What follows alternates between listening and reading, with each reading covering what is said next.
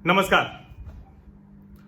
इस वायरस ने दुनिया को कितना बड़ा नुकसान पहुंचाया है और उसके बाद दुनिया के सभी देशों को, सभी संस्थाओं को और खास करके भारत को कैसे खुद को दुरुस्त करना होगा और साथ मिलकर भी सबको दुरुस्त करना होगा, इसकी जरूरत कितनी बड़ी हो गई है, ये बात मैं करने जा रहा हूं।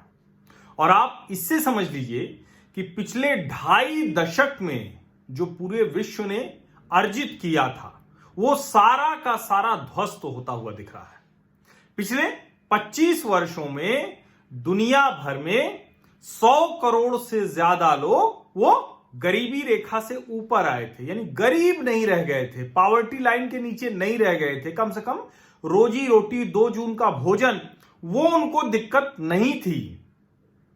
अब फिर से इतने ही लोग और जो 2.5 दशक की कमाई है वो दुनिया की खत्म होती हुई दिख रही है।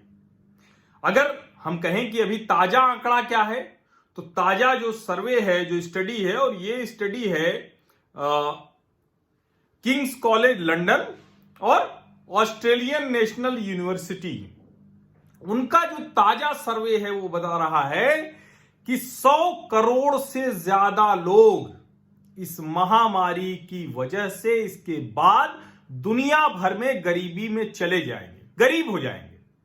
और खास करके जो बिल्कुल वो जो मध्य वर्ग से छूते हुए जो लोग थे, उनका संकट बहुत बड़ा होने वाला है। अब भारत में देखें तो वो वर्ग बहुत तेजी से बढ़ा था, वो वर्ग इतनी तेजी से बढ़ा था कि उन्हीं की वजह से पिछले 10 वर्षों में हमने 27 करोड़ लोगों को, कितना, 27 करोड़ लोगों को 2005-6 से और 2016 तक में इतने लोगों को गरीबी से बाहर लाने में मदद मिली थी। जो हमारा पॉवर्टी रेट था वो आधा हो गया।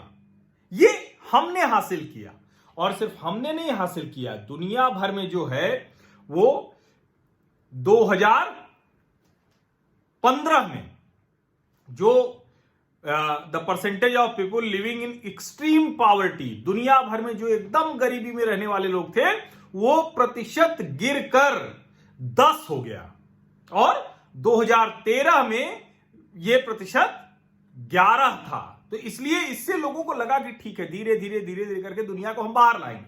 और इसीलिए वर्ल्ड बैंक को, विश्व बैंक को एक उम्मीद थी, दुनिया भर को उम्मीद थी कि हम 2030 तक दुनिया से गरीबी हटा देंगे। यानी ठीक है कि संसाधनों का समान बंटवारा और बहुत सी चीजें वो तो नहीं होने वाली है, लेकिन 2030 तक हम उम्मीद कर रहे थे और दुनिया उम्मीद कर रही थी, अलग अलग संस्थाएं, कि हम गरीबी खत्म कर देंगे। लेकिन अब इस महामारी ने दुनिया को डरा दिया है, और वो इस तरह से डरा दिया है कि अब लगता है कि क्या हमने जो पूरा जो 2 दशक में हासिल किया, 2.5 दशक में, वो सब क्या खत्म हो जाएगा। और भारत, इंडोनेशिया, पाकिस्तान, फिलीपींस, ये मतलब ऐसे देश हैं जो बहुत ज्यादा, बांग्लादेश, या कहें कि सारे के सारे जिनको हम विकासशील देश के तौर पर देखते हैं, जहां आबादी ज्यादा है, संसाधन कम है, और ये आबादी और संसाधन का जो कहें कि संतुलन है वो कितना खराब है, वो मैं आपको बताता हूं। और मूल समस्या यही है दुनिया की कि जो आबादी और संसाधन, इसका जो अनुपात है वो बहुत बिगड़ा हुआ है, और इसमें बिना किसी संदेह के चीन ने तानाशाही कह लीजिए, 1 पार्टी रूल कह लीजिए, यानी चाहे जो आप उसकी लाख बुराइयां कर रहे हों, और निश्चित तौर पर उसमें ढेर सारी बुराइयां हैं, वहां जीवन जीने लायक नहीं है, वहां किसी को आजादी नहीं है, कुछ भी नहीं है, लेकिन उसने अपनी आबादी के लिहाज से दुनिया के बाजार के लिए अपनी जरूरतें तैयार कर ली। अब आप एक आंकड़ा सुनेंगे तो वैसे तो ध्यान में नहीं आता है, लेकिन ये तो आप सुनते हैं कि भारत दुनिया का सबसे ज्यादा जनसंख्या वाला देश हो जाएगा, चीन को पीछे छोड़ देगा। लेकिन दुनिया के 10 सबसे ज्यादा आबादी वाले देश कौन से हैं? जनसंख्या कहां सबसे ज्यादा है? सबसे ज्यादा आज भी जनसंख्या है वो चाइना में है, 139 करोड़ से ज्यादा, आप उसको 140 करोड़ के आसपास मान सकते हैं। भारत दूसरा 132 करोड़ से ज्यादा, 133 करोड़ के आसपास मान सकते हैं। और तीसरा जो सबसे ज्यादा जनसंख्या वाला देश है वो है United states of America. 33 crore के आसपास, 32 से 33 करोड़, यानी दूसरे और तीसरे के बीच में 100 करोड़ की आबादी का फर्क है। संसाधन कितने हैं उनके पास, देश कितना बड़ा है उनका। और चीन को अगर छोड़ दें तो दुनिया के सभी देशों की जो आबादी और उसका जो लाभ है, ये विकासशील देश और जो कम संसाधन वाले हैं, उसका लाभ चीन और ज्यादातर अमेरिका या विकसित देश हैं, जहां कम आबादी है, कंपनियां उनकी हैं, उनके संसाधन है, उनकी नीतियां हैं, वो उठा रहे हैं। इसी वर्ल्ड ऑर्डर के बदलने की जरूरत है इस कोविड-19 के बाद, इस महामारी के बाद। अब आप सोचिए कि पाकिस्तान जैसा देश, जिसपे अभी बीच में तुलना हुई, वहां के एक संपादक फवाद खान ने वो कर दिया कि उत्तर प्रदेश के बराबर आबादी है लगभग वैसे, लेकिन कितना बुरा हम कर रहे हैं। उत्तर प्रदेश निश्चित तौर पे बहुत अच्छा कर रहा है। अब सोचिए, लेकिन उत्तर प्रदेश की आबादी 22-23 करोड़ है, यानी दुनिया का 5वां सबसे बड़ा देश है उत्तर प्रदेश। पाकिस्तान की भी इतनी ही आबादी है, 23 करोड़ से ज्यादा, 23 से 24 करोड़ के बीच कहीं होगी।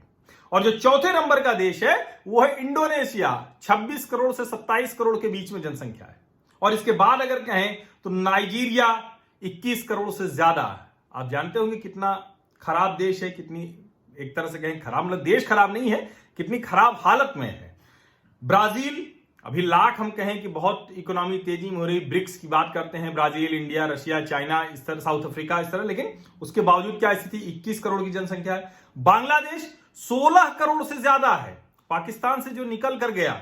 वरना अगर सोचिए कि पाकिस्तान और बांग्लादेश अभी अगर एक होते तो 23 करोड़, 16 करोड़, यानी 39 करोड़, 40 करोड़ हो जाते, ये तीसरा सबसे बड़ा देश हो जाता। अगर पाकिस्तान और बांग्लादेश एक साथ होते तो तीसरा सबसे बड़ा देश हो जाता, यानी पहला चाइना, दूसरा इंडिया और तीसरा पाकिस्तान, और पाकिस्तान, बांग्लादेश और इंडिया तीनों एक होते तो दुनिया की सबसे बड़ी आबादी यहां रह रही होती भारत में। अब संसाधन कहां है, और इस महामारी ने और बुरा हाल कर दिया है।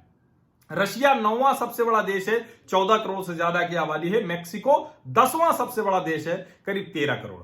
और जिस न्यूजीलैंड के मॉडल की बात हम लोग कर रहे हैं, मात्र 50 लाख की आबादी है, 50 लाख की आबादी। और इसीलिए मैं कह रहा हूं कि जब दुनिया के मॉडल्स की हम बात करते हैं तो हमें इन आंकड़ों को ध्यान में रखना चाहिए। और तब ये जो स्टडी है जो किंग्स कॉलेज लंदन और नेशनल यूनिवर्सिटी ऑफ ऑस्ट्रेलिया इन्होंने की है, और वो बहुत साफ साफ कह रहे हैं कि जो विकासशील देश हैं उनके लिए बहुत बड़ा आर्थिक संकट होने वाला है, बहुत बड़ा आर्थिक संकट।